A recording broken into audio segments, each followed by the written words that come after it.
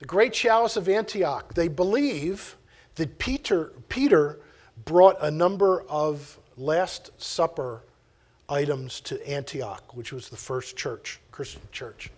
And the outside is actually cut, but it's the inside chalice that they believe was the chalice that was used at the Last Supper. That's the correct me if I'm wrong, 1933 was the Chicago World's Fair. It took forever that people would wait in line just to see this chalice, you know. And I did mine from a 3D printed prototype. The optical table setup was by me, and the laser exposure and darkroom processing by my wife. I had my holography lab for 35 years, and we never worked together. And we knew we were coming up on the last couple years that we'd be able to do it, so we finally did projects together, and we did biblical artifacts. Okay? And the purpose of biblical holograms, like I said in the beginning, was to take priceless museum artifacts to world populations that might never step foot into a museum. And the other items on display, I have 3D audio stereoscopic examples. That's a little screen over there that has Japanese written on it because they're not available in the United States. But I take old 19th century stereoscopes, Christian-based, that shows old camp meetings and things like that, and I bring them into the modern era in 4K ultra-digital stereo, and then play them on the auto-stereoscopic screen. The world's smallest scripture, Creation Evidence Museum Delk fossil footprint, stereographs. Oh, this is popular. This 1560 Bible, Earth from Outer Space. I've got to tell you something. Now, you know that most people say that the Bible's not accurate, you know, scientifically, or doesn't describe the Earth, or doesn't describe space.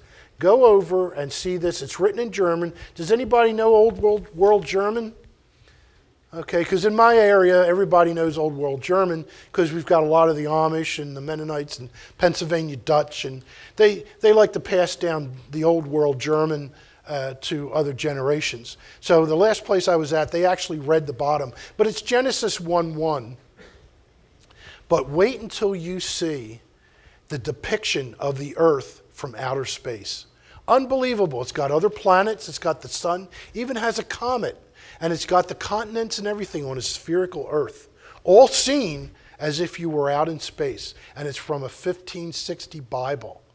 So never let anybody tell you that again, ever again. In fact, I'm thinking of putting a reward together for anyone that can show me an earlier depiction that's as accurate as the Earth from space from any other type of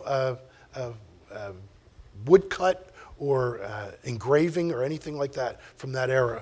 I think the Bible actually has it.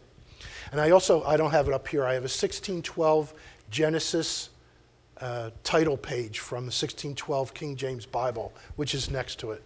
And of course, wood from Noah's Ark expedition. You all know that there's wood here, and you all know that Dr. Ball has been on many Noah's Ark expeditions, and he has wood. Well, I thought, what would happen if I took a little sliver of that wood that he was so kind to give me as a gift when he visited me one time, and put it under a 3D microscope? And wow, wait till you see this wood. You can actually see the fibrous material in the wood and how the pitch actually has that wood sealed.